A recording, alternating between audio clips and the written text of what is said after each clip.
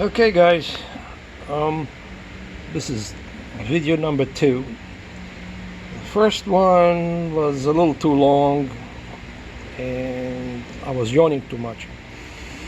So I'm going to be bringing a lot more so I yawn less. I'm tired, don't know why. Okay, so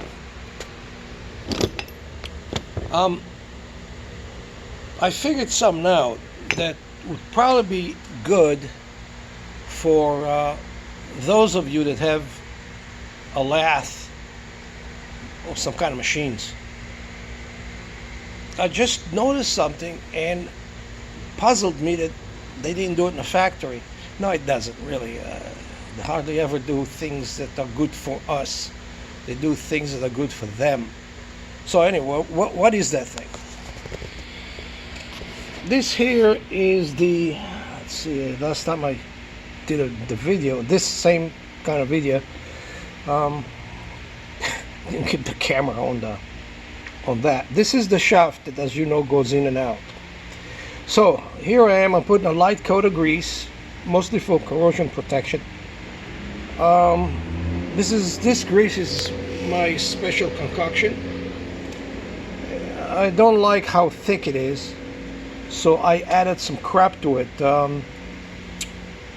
I had it, let's see, some engine braking oil, some other oils that I've had, and I mixed it in pretty thoroughly. So the grease is still reasonably solid, but it's a lot softer. It's got more fluid in it. So I'm doing this. I coated it up. As you can tell, there's a little bit of evidence of prior corrosion. I cleaned it off. It's very smooth. And I came to the front and I've noticed this is a machining hole that when they machine it on a lathe, they put a spindle in there, right? So it keeps it straight, and as it turns around, they can put the threads in there.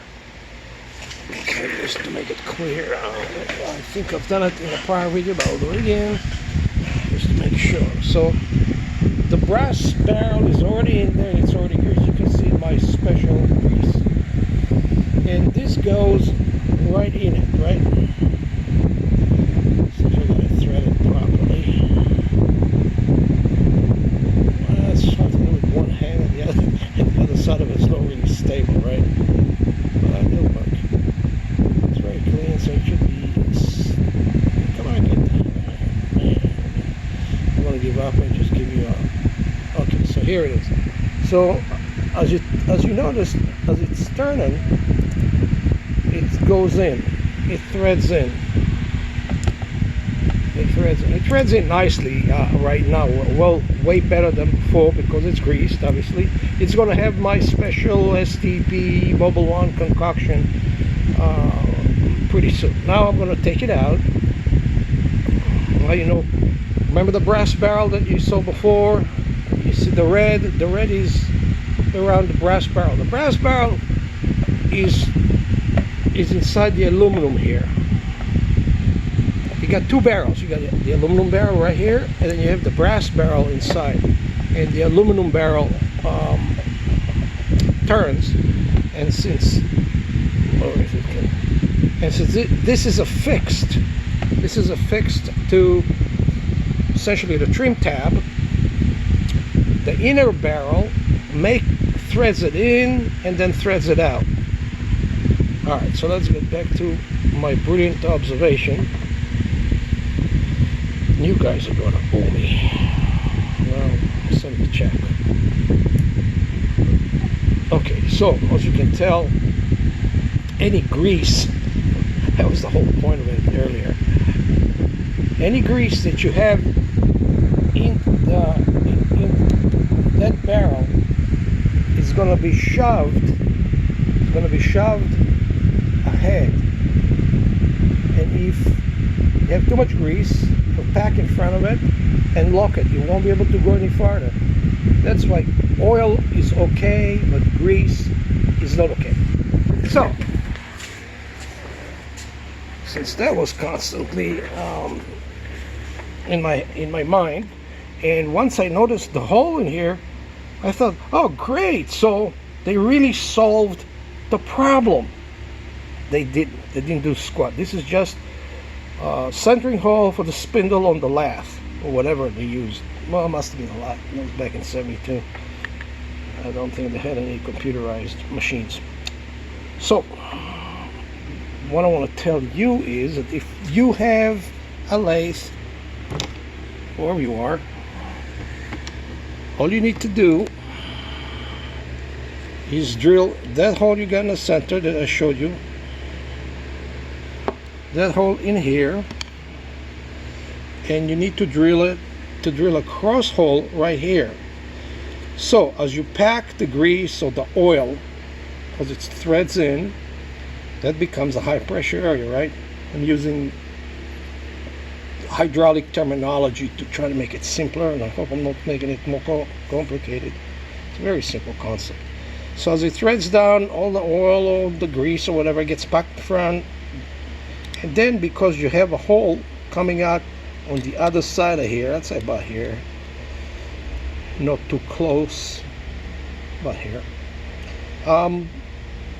this will never go all the way out. So you just want to make sure that the hole is just far enough away. It could be probably from here to maybe here. Anywhere in that area you can have the hole. That hole will never leave the barrel, will never be outside the barrel. So the grease gets packed, the oil, the grease gets packed in here, and then it comes out in here. And then when you reverse direction, you trim the other way, and it goes that way. You pressurize it here, and it goes back to that side. And that way you avoid any possibility of moisture or corrosion building here. Now, keep in mind, this is not watertight, but since it hasn't leaked ever, I've never seen any oil coming out of here or grease. Well, I bought it in when? 92, so maybe it was already kind of drying out. But whatever, doesn't matter. So that's, and I thought it was brilliant. So most of my stuff is brilliant. Most of the stuff I do, I never get money for it. But this one is just too easy. So, point is, if you have a lathe and you're going to do this, and you're going to have to do it sooner or later, drill the hole through, as I said, and cross drill here, and then you can have some extra oil or grease or whatever, and it will never get a hydraulic lock because it comes out of this side, or if you go the other way, it comes out of that side. Who can do it? I figure Marty could do it. I figure, well, Rap can probably do it. I don't know if it's got a machine. What's his name? The guy up in Australia, Kangaroo Man. He can do it. And there's three of them that I thought of who could do it. Rap wasn't one of the original three. Shit. I'm really tired, apparently. Don't know why. Coffee. Shouldn't do that shit. Okay. So, that's it. I think the concept is pretty simple and very beneficial. I wish I had something I could do it, because this is a good time to do it right now. Except hand tools, I don't have anything to do it with. I guess if I'm extra careful, I can do it with hand tools. But you know what? I'm not taking a chance. And the original lasted for almost 50 years. I think 50 years is past my expiration date. All right, well,